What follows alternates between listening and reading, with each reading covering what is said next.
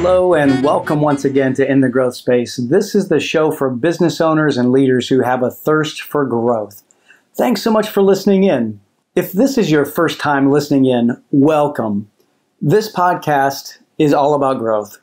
We focus on business growth and we also focus on team growth and personal growth because we know that when people grow, our businesses and teams will grow as well.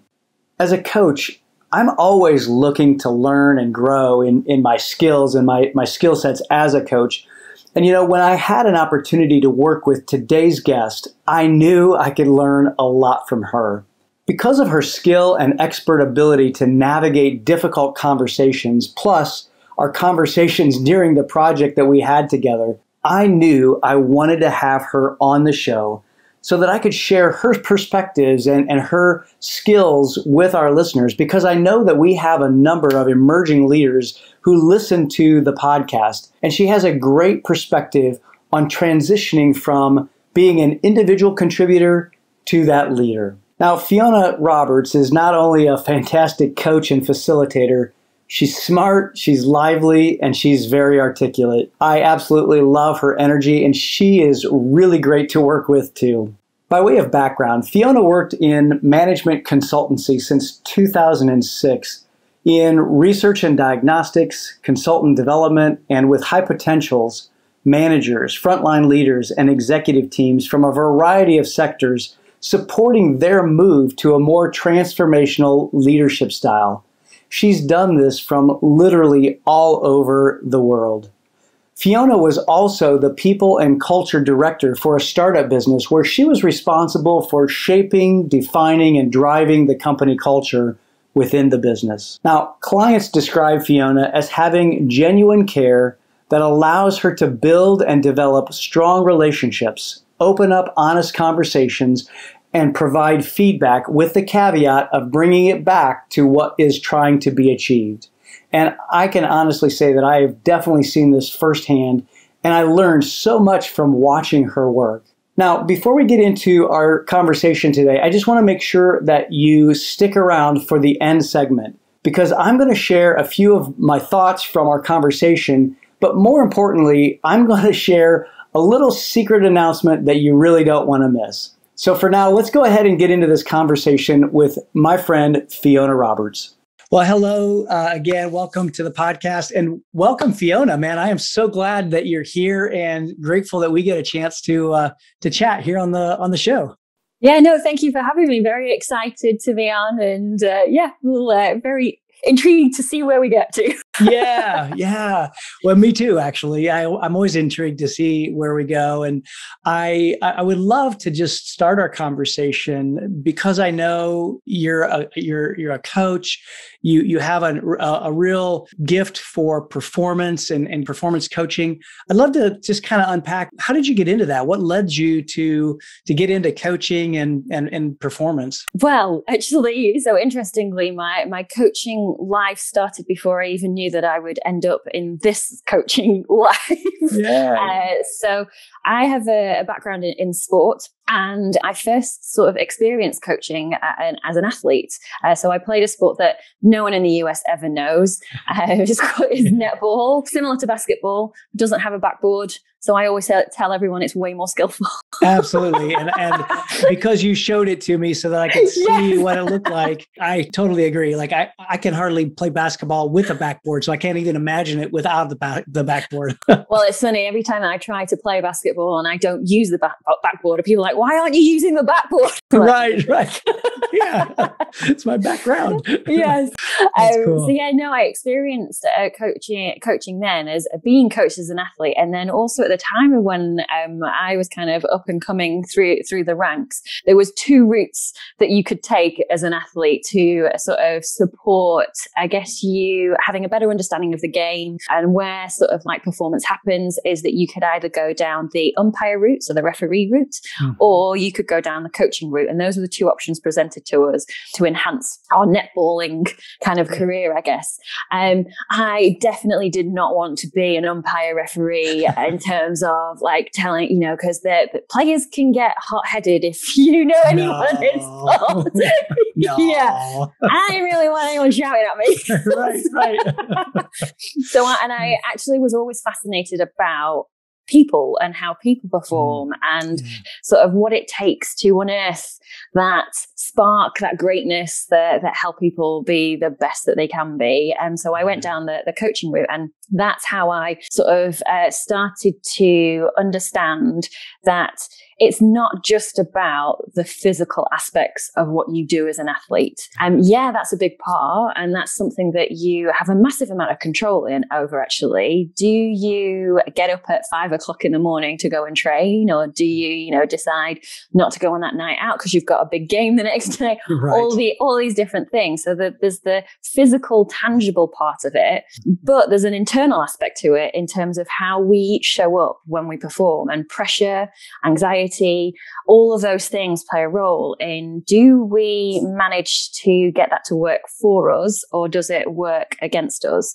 And so as I recognize as a coach, yes, there's the tactical part of it, but there was also actually helping individuals, and also in a team sport, especially how you get a lot of personalities to work with each other to perform for the same goal. So that's how I started actually about coaching. And I did my master's in sports psychology because, I ended up injuring myself, which means as you don't quite make it as an athlete, you go and do sports psychology to help other people become really great athletes. Absolutely. And this just really, really further enhanced my sort of intrigue and understanding of the psychology of performance and the human element of performance.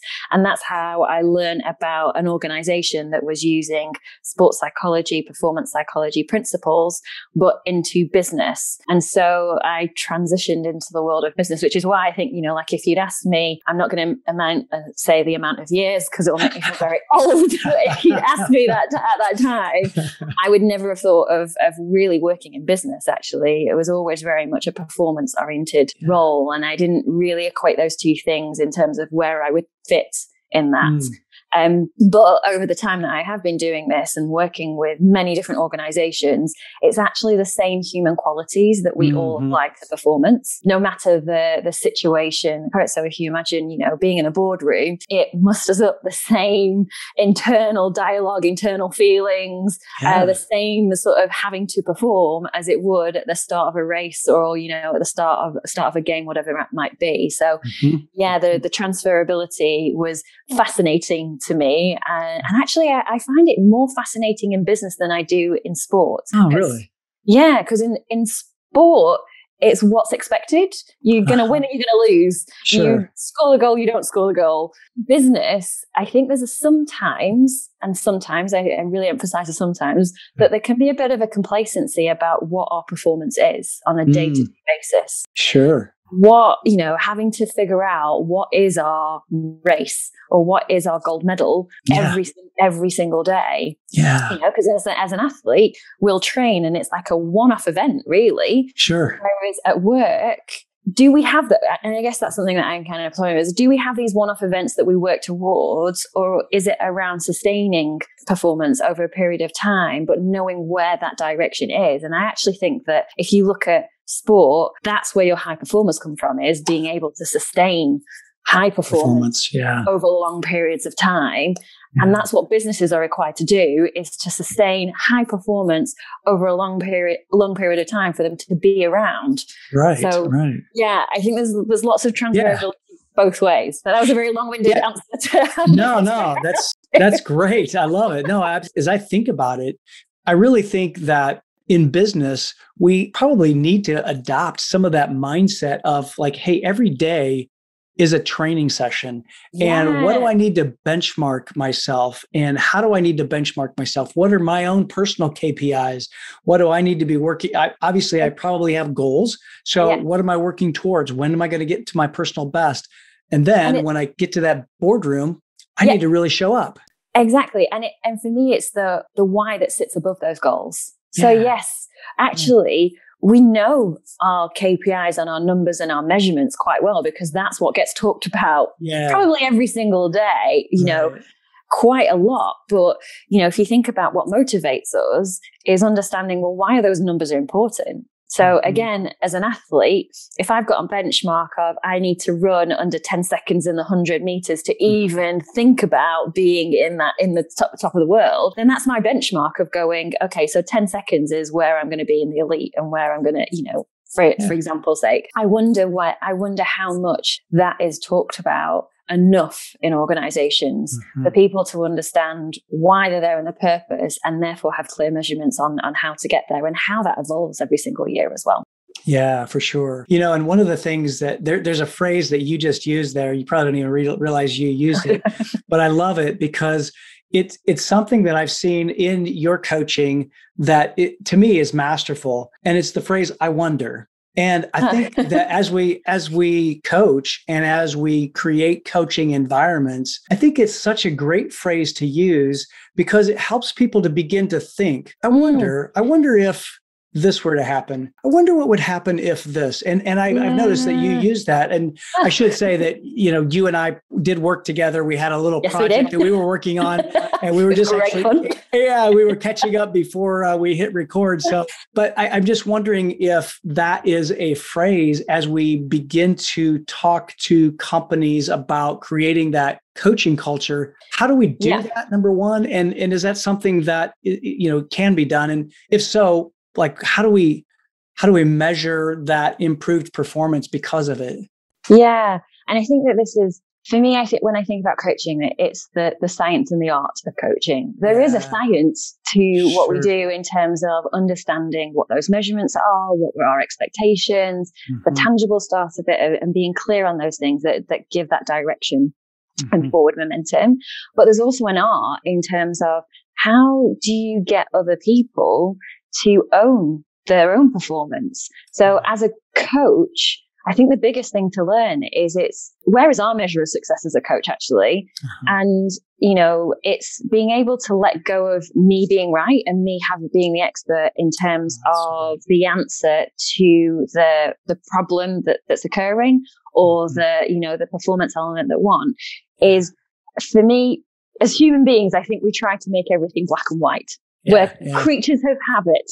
And actually, strangely, is that we always operate in the grey area majority of the time. Right. And I think that this is for me is where the coaching allows, is that there is this spectrum of going, yes, sometimes I am going to have to give answers and I am going to have to point in that right direction, because some people just either can't see the wood for the trees, or they've got a lack of experience or knowledge or capability within this. So I might have to be a little bit more hands-on in helping your development and growth. Other people don't need that. So if you imagine that person who doesn't need that more sort of directive and sort of side by side and more attention, if I give them that, then what happens is that it feels like, okay, you're micromanaging me to tell me to do things that I already have ideas around, and that ideas that I might not even know about actually. So therefore, that other end of the spectrum is, how do I pull out all that good stuff from those people? And that's the art bit, is it's the adaptability and flexibility of moving along that spectrum, knowing what the person needs rather than what I need, and answering some of those things. And actually, how do we bring both of those things together? Because if I think about, as a manager, coach, leader, I am going to need something from you. We are going to have to perform. This can't all just be, sort of let's finger in the air and let's figure this out. You do need to provide this framework of why we're here in the first place. But it's the freedom of moving around that framework that allows you to get the best out of the people that you're working with. So if I have a team of 5 people, I might not necessarily be having the same approach in my coaching for each of those 5 different people. And I think that that's where the kind of complexity and the sort of where actually differentiates you between being an individual contributor that can perform very, very highly to a manager coach that enables high performance of other people. Oh man, that's so good. And I love talking about that transition between being an individual contributor and then becoming the manager and then the leader. Yes. Why don't you talk a little bit about that? Because I know there's some intricacies in that transition that happen. And I know you've seen that. And so I'd love for you to talk a little bit about that. Yeah, I think that this is kind of like one of the sort of main observations that I've had in a lot of the organizations that I've worked with over the years that I've been doing this at every single level, actually. When I think about kind of like leadership development, bringing in coaching, and this observation is that there's a transition that each of us go through within our careers. So you join an organization at the beginning of your career as an individual contributor. And what I mean by that is that we're here to perform at the best of our ability and fulfill the requirements of our role and do a really good job and hopefully be able to exceed them at some point or another. So kind of really learn and grow it. And that's what gets recognized. So if you are performing really well in your role and you are achieving above and beyond, then doors get opened in terms of the opportunities of where you could go. And that could be either more of a technical expert, or it could be actually going into management. So the first sort of transition that people take could be around, okay, now I'm going to be a manager. I've been recognized for being a really high performer in my role, and the organization now wants me to enable other people to do that. So manage a team of people to create that something special that I've been doing along this time. Now, unfortunately, it is a different, unfortunately or fortunately, it is a different skill set than what you were doing previously. And sometimes we don't support people moving into those roles to be able to make that transition from being a great individual contributor to now, how do I let go of doing and, you know, doing that day to day, those tasks that I got, recognized for. I have to let go of those things to now grab hold of something different where I'm not necessarily in control of those tasks getting done that I was doing before. I now have to trust a team of people to deliver that day in, day out, to create that high performance. And when that performance isn't seen, or someone's doing it differently to the way that I'm doing it, then that can be a little bit of a sort of moment of, oh, now I need to step in and do it myself.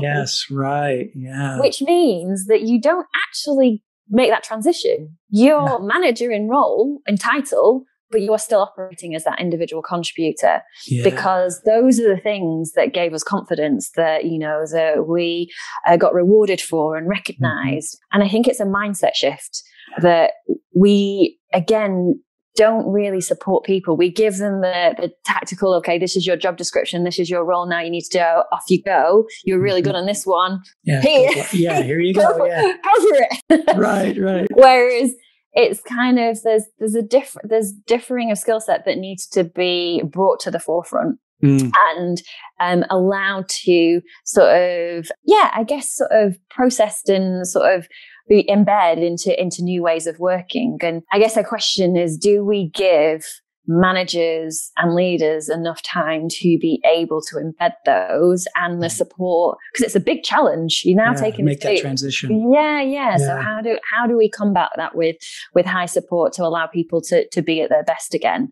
And the same happens as soon as you move into a more leadership role. Well, now you're manager of managers. So the kind of the knock-on effect of what you do, how it affects actually everybody. And even though you might not directly be in contact with them on a day-to-day, indirectly, you really have an influence. That influence. Yeah, for sure. Oh, yeah. What do you see as some of the key, you talked about some of the key skills that sometimes we may or may not necessarily help those leaders to be able to make that transition and going from an individual contributor to that manager? What are some of the things that you see or have seen in organizations that really need to be instilled in those new leaders or those new managers? I think so. There's a couple of things that like kind of sprung to mind for me is, so we just talked about like knowing our goals, which are really, really important. As an individual contributor, you get given the goals that are going to mean that that team is successful. When you move into a manager role, you have to have an understanding of why these are important, and also influence where there might be things that need to be shifted or changed, or actually be able to have that kind of strategic side of going, this is what more we could do, and this is maybe what we might not need to do anymore. So there's the, I guess what we would call it, the sort of laddering up or chunking up of that goal. So we now need to operate at a higher level of setting those goals, which determine what are the goals that our team therefore need to do, which means that we're all going in that same direction. So that's one, is what's the level of the goal that you're operating on now? And that could be a clear indicator of, are you pitching it at the right level? Okay. And then part of that is, you know, if we're setting the direction, that level of goal up, how do we get the involvement of our teams where they feel like they've contributed towards it because they have information? So remember, when we were in that role, we knew what would work and what wouldn't work. We knew whether that was stretching or not stretching enough. So how do we get have that contribution of our people, which means that they feel involved and that they own those goals as well, instead of it just sort of passing around. And for me, part of that is really laying onto our coaching skills. So, and what I mean by coaching is, do we build a good enough relationship with the people that we're managing, leading, that means that there is trust in our intent, which means that we can have challenging conversations. We can debate those goals or whether they're right or not, or, you know, actually further along the line, if things aren't working, that I have the permission to hold my hand up and go, hey, boss, I don't think that this is going to work, and that you're going to be open to that conversation instead of it a shoot down. So what do we do to build that relationship, that rapport with the people that we're working with? So that, I think fundamentally, that for me first is, how do I get a good understanding of who my team is, what's important to them? Do they trust me? Do they know what I'm about? Then around, okay, so what are we here to do? So really being able to set those clear goals and alignment to it, but also enabling the right conversations. And I think that can sometimes be one of the biggest blockers, barriers, is that, are we actually hand on heart having the right conversations when we need it? And performance conversations aren't just about what's going well and what's great and you can move on. It is actually being able to get into healthy conflict. And I call it healthy conflict because you need conflict for you to perform really, really well. You know, there's all of these different things. And as a manager, coach of that, I need to be comfortable with the uncomfortable to facilitate that conversation. I love that. Be able to, you know, I see it as a funnel. There's all this kind of things going on, and there's a chaotic here. And my role is then to be able to facilitate that, to funnel it down into something that means something for us, and therefore that we can step forward and do something and progress.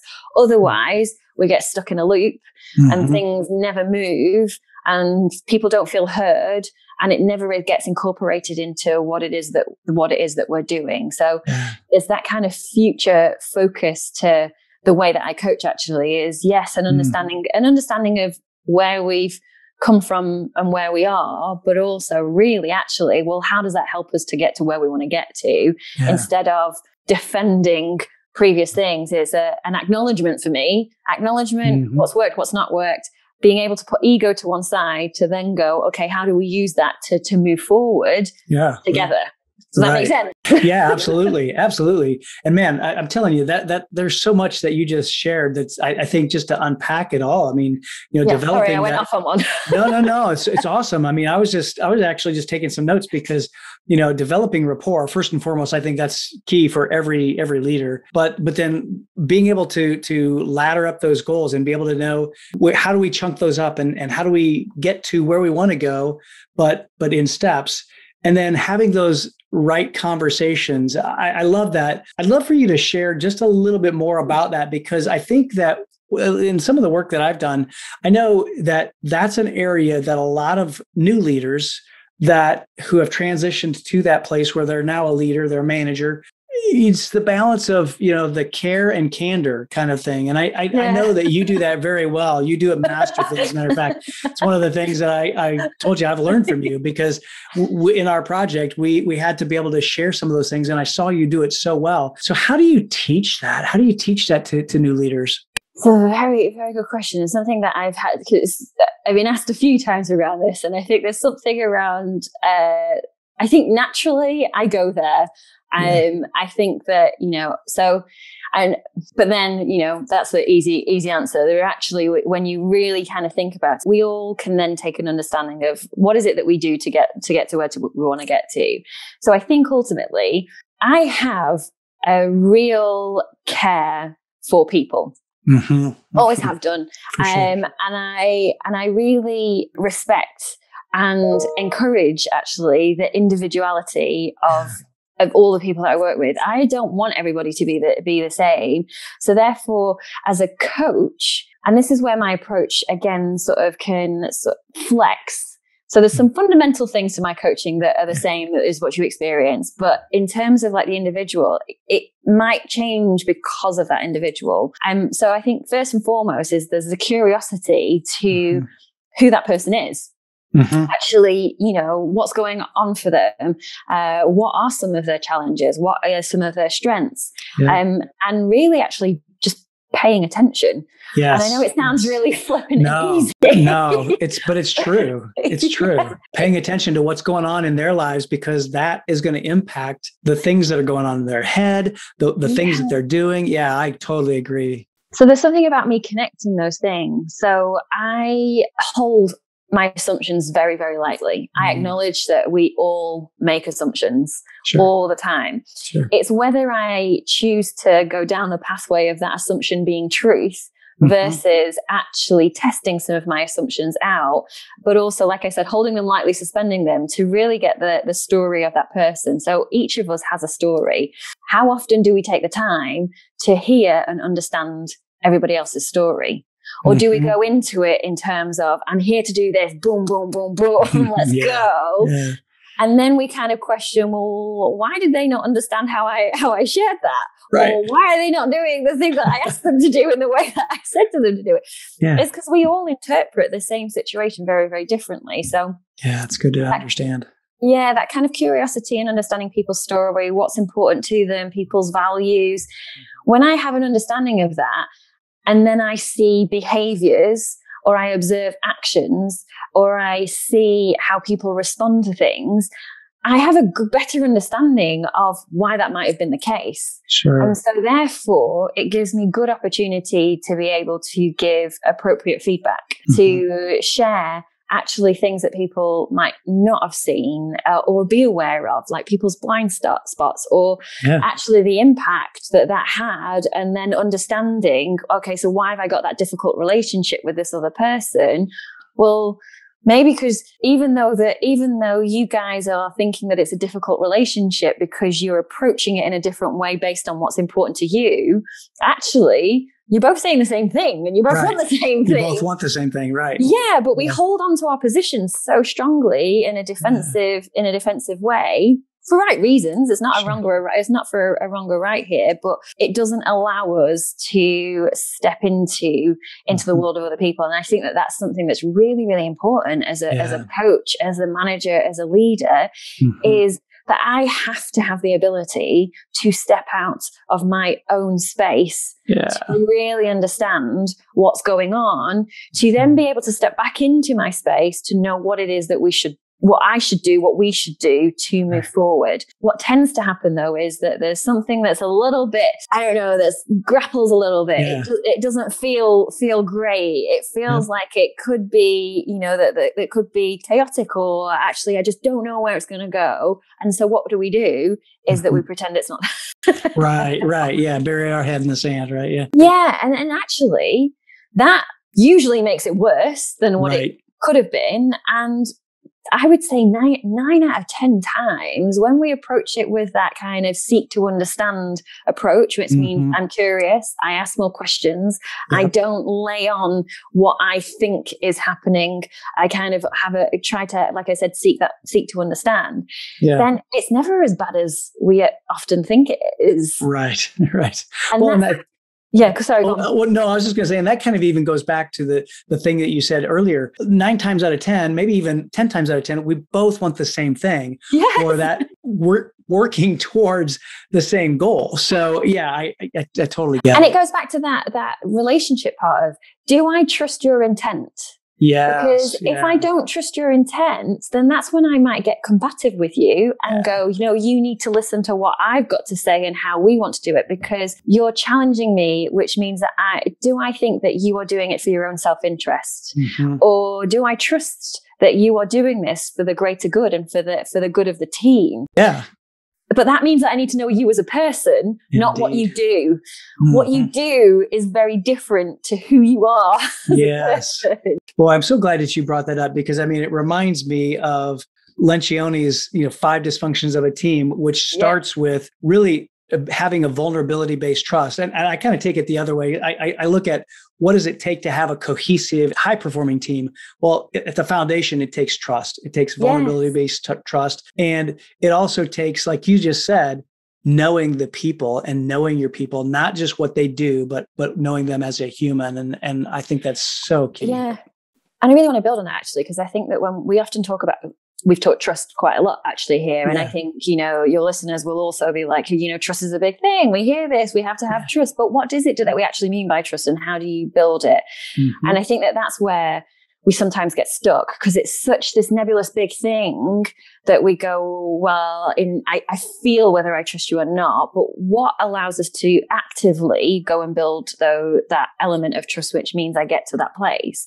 And there's different things. So there is, do I trust that you're going to do what you say you're going to do? So that reliability piece, which is a very tangible thing of going, I actually, are you doing your job? Yeah, Reliability. Exactly. Yeah. So there's the reliability component. Then there's the credibility. So do I see that you are credible in the role that you have got? And often we don't always know what has given people the permission to be in the room or around the table in the first place. Sure. Or sometimes, and I'll tie back to this a little bit in a moment, but sometimes we know a lot about people's credibility because that's what, qualifications and all of this. So it's quite easy to see someone's credibility or not credibility. Yeah. And then the other part of it is the relationship piece in terms of the intimacy. So do I know you beyond your job role or beyond what would be said on LinkedIn? Like, do I know you as a person? And then all of that is, all of those things added together is then actually, undermined by that self-interest piece. So do I see that you are doing it to get yourself ahead in the game, or for us to actually all reap the reward as a team and perform really well? Yeah. I think it's Steve Peters that actually talked around some of this stuff, is that, credibility, in that credibility piece, I'm looping back, is that credibility piece is it's easy to talk about that. Because you can go, okay, so, I've got a master's. Yes. I went to Loughborough to do this. I've got X amount of years experience in this role and in this industry. Yeah. You should trust what I've got to say. I'm an expert in this field. And people go, yeah, okay, that's a really good introduction. Now, if all I ever did was talk about my qualifications, what I've done in the past, why I'm the expert, and why I'm the one that you should trust, and I didn't do anything around the other ones, then people will be like, oh my God, she's a bit full of herself, isn't she? Right, exactly. Yeah. People are going to switch off. And that's why it's so important about understanding those other elements and not just leaning in what we've done in our past and our previous. That's what gets you through the door. That's what gets you that introduction. But it's all of those other things around it that enhance, build, and continue to have that trusting relationship for now and for many years to come, hopefully. Yeah, right.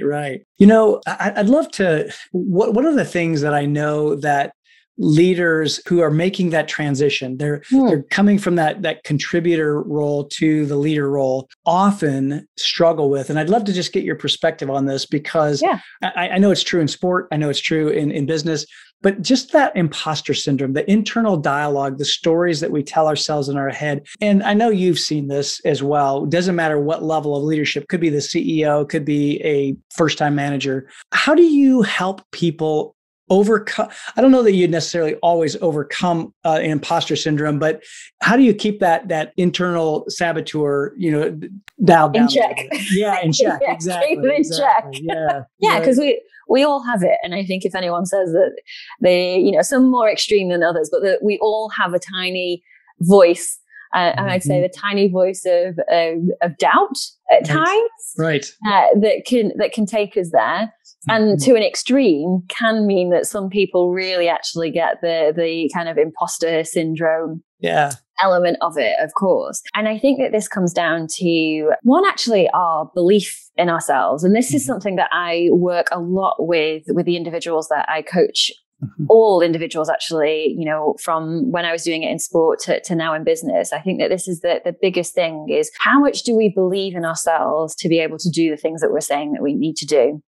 And how much do I take the time to recognize that? And again, it's kind of I'll try to keep it not as geeky scientific psychology thing, because I can really geek out on these things. That's great. No. But is that as human beings, we are negatively biased. We, when we ask people to say how something's gone, majority of the time, or most of the time, people will tell you all the things that could have gone better, or didn't go very well, what wasn't really great. Because we just sort of look to those things, which has a place and is also very good, because it allows us to continually improve and better and grow. There's a balancing act, though, of not doing it so much that it chips. So by doing that reviewing and going what could be better, what we're doing is building our confidence. So these are the things that I could improve on, learn, do differently, which is great.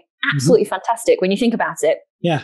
And you think, as managers, well, that's my role, is to go and look at the things that people need to do better and improve on, because we always want to strive for continuous improvement, all of these things. But there's a shadow side to that. And the shadow side is, if we are, as humans, negatively biased, so look for the things that are going wrong, then in the environment, we are also getting to talk about, where can we improve on what didn't go right? And, actually that's the topic of conversation, because it's easy to say, well, this didn't happen, is that we therefore chip away at our confidence of going, then I can question, am I actually doing this right? Should I be doing this? Right. Am I the one that really should be leading this? Because every single review that we've had, there's been 10 things that have come out that I could do even better. Sure. And so then I could start questioning. And then that's when the little voice, you give that little voice in your head the podium to actually speak. Yeah, exactly. And I think that's the difference, is, are you allowing it the podium, the soapbox to stand on, to be really, really heard, versus hearing these things in a positive way of going improvement, but then to counteract it, understanding, and this goes into our belief and our confidence, is recognizing actually the really good things that we do too. Yeah, right. And I think that can often get missed. So if we go back to that kind of transitional period, if I have just been promoted to a new manager, and this is the first time that I've ever been in this role, and there's all of these new things that I'm being asked to do, and I'm not, let's be realistic, we're never going to get it right first time. Right, exactly. It's a learning process. Yeah. But if I am wired to constantly go, oh, I've got it wrong, which means that there is a good or a bad, and that there's a failure, which means that, if I fail, then I'm not good enough. Then, of course, we're putting ourselves into a position that means that we're not transitioning it in that healthy way to go, yes, there's areas for me to improve on, but let me reflect back on, what is it that got me here in the first place? Yeah, right. What are those skills, competencies, strengths that people recognize that I know that I've got, that are my foundation and fundamental to who I am and how I operate? Right. And how much do I go back and leverage those in the times that I need them versus just going, it's not good enough. I'm still not getting it. People are looking at me and I don't have the answer. Right. All of these things. So it's, the internal voice is important, but there should be two. There's okay, how can we improve on what's not going right, but balanced with, I got this. And the reasons that I've got this are because of X, Y, and Z.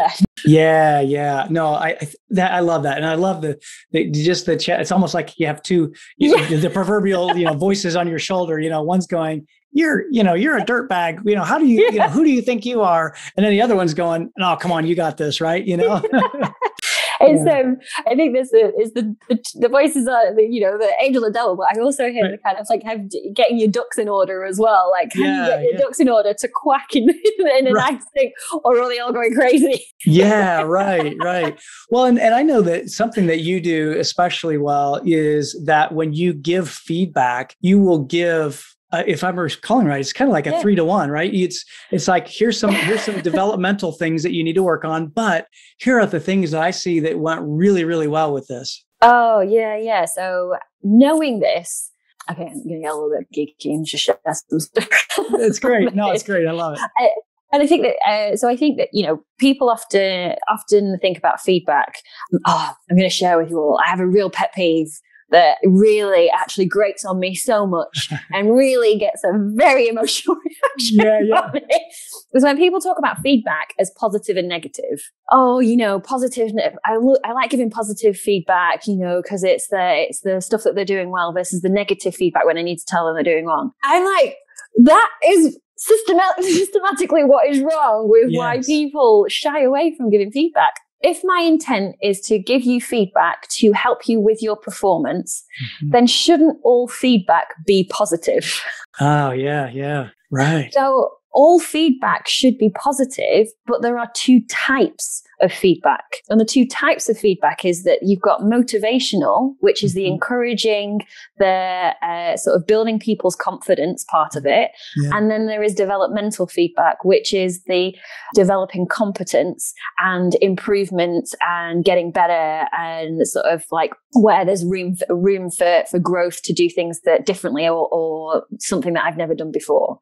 So for me, if I do those two things in a positive way, then it's going to be received in a positive way. Yeah, for sure. So everybody, please stop calling. Positive and negative feedback. Yeah, let's eliminate that from our vocabulary, right? That is my lifelong ambition.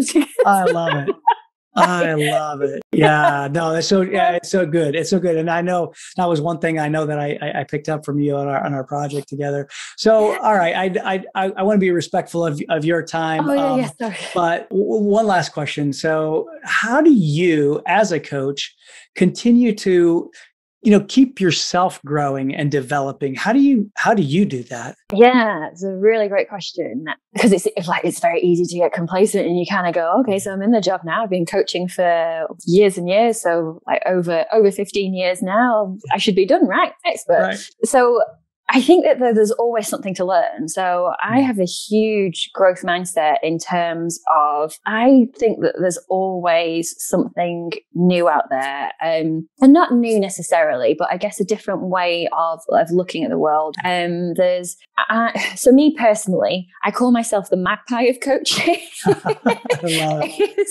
is that there isn't one school or chain of thought that I am deeply ingrained in. I kind of look across the whole border and I pick all the shiny things that resonate and mean something to me that I think could have an impact and make a difference to the people that I coach and the people that I work with. So I'm always really fascinated to hear about different things that are going on. So at the moment, my new thing is actually, it's not that new, it's been going around, but neuropsychology and semantic coaching and relating actually, our bodies and our brains to how we therefore act, think and behave. Being able to really attune those things, because, if I get a raised heartbeat or I get sweaty palms, my body's telling me something that could either mean it enhances my performance or my performance takes a real nosedive because I can't get a handle on my emotions or my anxiety or pressure or whatever it might be. So I have a real kind of fascination, and whether that's because I've come from a sport background and kind of relating kinesthetically to body performance and all of those things, but I do think there's this thing around sort of mind and body. So I kind of guess I get really intrigued by these things, and therefore I will do different courses. So I actually just did a course on neuroscience of change and coaching. Oh, cool. Another area that I think is a real sort of key area to help people is change, is because change is always happening, but we don't really like it. Right, exactly. Well, actually, I really like it. I quite like it. So maybe I'm just a weirdo. I don't know. No, it's good. I also get coached. I think it's really important for me as a coach not to get stuck, because, you know, there is the interaction of a human being. And so I'm not a robot. I obviously react and respond to those things as everyone does. You know, and that because, you know, of my values or what's important. So how do I make sense of that so that doesn't become a derailer for me to show up as the best coach that I can do? So I get coached. I also get supervised. I'm very fortunate to have wonderful, amazing, fantastic network such as yourself and all these different people I've been able to collect over the years. That I kind of like, you know, I'm able to reach out and sort of work through those things as well. So yeah, I do. You know, there's the courses, there's the kind of reading. I don't read as much as you do, and I'm very very jealous around that. It makes me feel very guilty. No, it's great. But yeah, sort of like the reading courses and pulling on my own sort of network of coaches that I've got, I think there's a real sort of beauty and richness actually and I think that this is where I've got a massive amount of, is when I've had group supervision with a group of fellow coaches, where we bring in, actually, I really struggled with this, and I, you know, what was going on for me, and it's kind of like that kind of sort of, I guess, the fly on the wall, or that sort of like lifting ourselves out of our bodies to look in, to check ourselves really, actually, to really make sure that, am I in the best place to be doing this? Because I think it's a very humbling position to hold when you have people who you're working with who, you know, trust and want to work with you and hear you. That sometimes that can be quite a big thing of going, God, do people really actually listen to what I've got? Right. Yeah. Well, and it's nice to have a group of people around you to be able to help you process that and really even just kind of keep you on track. Right? You know. And I've just recognized that that's my imposter syndrome voice just come. I was just going to say, See, we all have it. So those of you who are listening, I don't care if you've been a coach for 15, 20, 25 years, we still got it. Yeah. Of course. But I quiet it down. I quiet it down going, no, Fiona, you know, you got this. You know what you're going on about. Right. I love it. This has been such an amazing conversation. And I'm so grateful that you took the time to be here with the audience, because I know, first of all, I knew after we started to get to know each other that you would be a great guest, because you have so much value. And I think there were so many like key takeaways to this conversation, especially for that leader who is transitioning from that individual contributor to the managerial, the leadership role. And I'm so glad that you brought, you know, some of those things out, because really that's, you know, I think that's a super important a point in someone's career. And I think that to be able to navigate that well, they have to really be able to do just one last thing to build on that, because I think that that's absolutely 100%. I also think that, you know, people listening to that, you don't need to be on the pathway to be a manager or a leader for you to be a great coach. That's right. Actually, if you care about people and that you are able to build a great relationship, great rapport with people, that you take the time to observe and see, and you have built that relationship, which means that they trust you to give feedback regardless of your position or hierarchy in a role, that actually each of us every single one of us can coach every single day. We just don't need to necessarily have the title. But again, it goes back to those fundamental things of, have you built the relationship with people? Do you take the time to be curious and observe? And are you able to deliver feedback in a way that's listened to and heard and respected?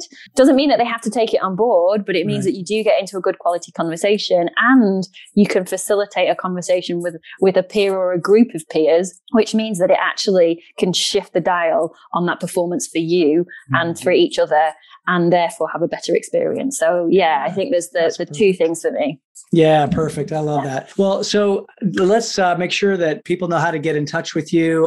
For those of you who are listening, Fiona is an amazing coach, and I'd love for you to get in touch with her. So where do people get in touch with you?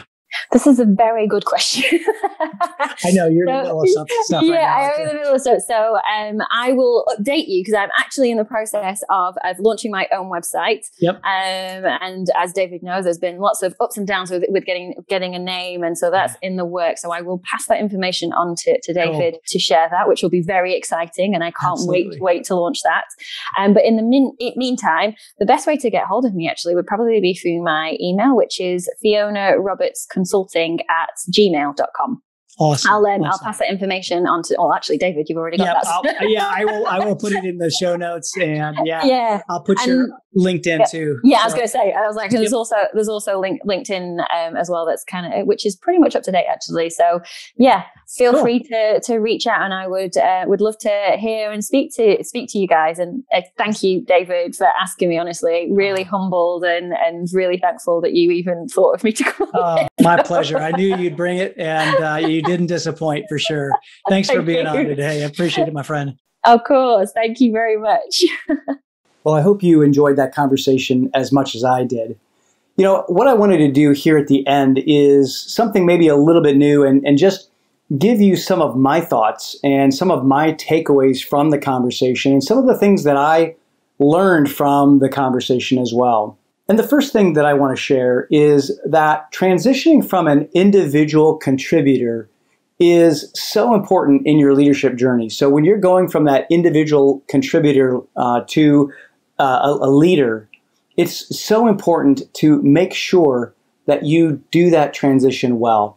And it's really why I created the Emerging Leader Inner Circles, so that I could help the small and medium-sized companies really improve their leadership bench strength, because ordinarily they don't have the resources or the capabilities in-house to be able to do that. But the first thing that I really got from the conversation with Fiona is that the transition from individual contributor to leader is really a transitional process. And the key skills are really being able to see the bigger picture of the organizational goals, being able to ladder up those goals as she shared. And then the other part of that skill is to build rapport and trust, oftentimes with people who may have been your peers. And that's a very delicate balance and a really important skill.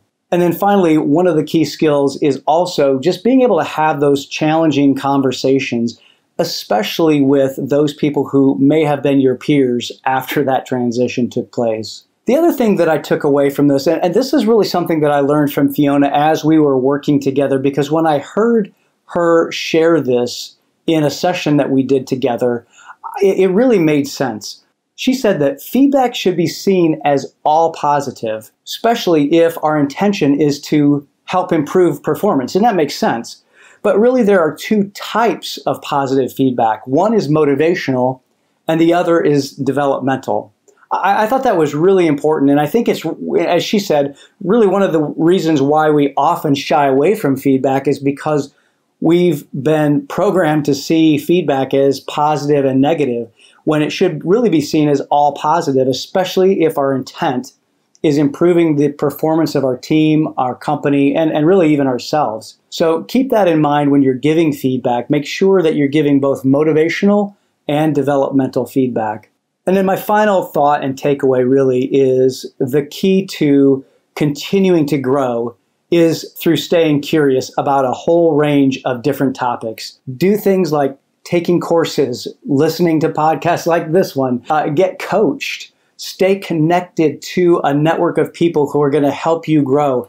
get into a mastermind. That's a great way to do that. And so I thought that this conversation, although it was wide-ranging, we really honed in on the transition from individual contributor to leader. And I think that what's really cool, and this is really the best part of this conversation, is that if you're an emerging and rising leader, you're going to want to come to our Emerging Leader Inner Circle Summit that's coming up in December in Pittsburgh. Now, the reason why I say that is because Fiona is going to be there, and she's going to lead a session on resilience and navigating that transition that she talked about. You really don't want to miss experiencing her coaching and her teaching in person. She's really brilliant. And while we don't have the firmed up yet, but if you want to get on the wait list, be sure to go to davidmcglennenon.com/ELIC Summit, all one word, ELIC Summit, to get your name added to the wait list. And then you'll be the first notified outside, of course, of our Emerging Leader Inner Circles members. So thank you so much for listening, and please make sure you go out and subscribe to the podcast. Give us a rating and review. Really would appreciate it. I've got some great guests coming up, and next week I'm going to be talking with Christy Turley. Christy is an author and business owner who's grown 2 businesses by more than $30 million. So she epitomizes being in the growth space. We're going to talk about intuition and how it impacts our business, and you're not going to want to miss it. But until next time, stay in that growth space and be well.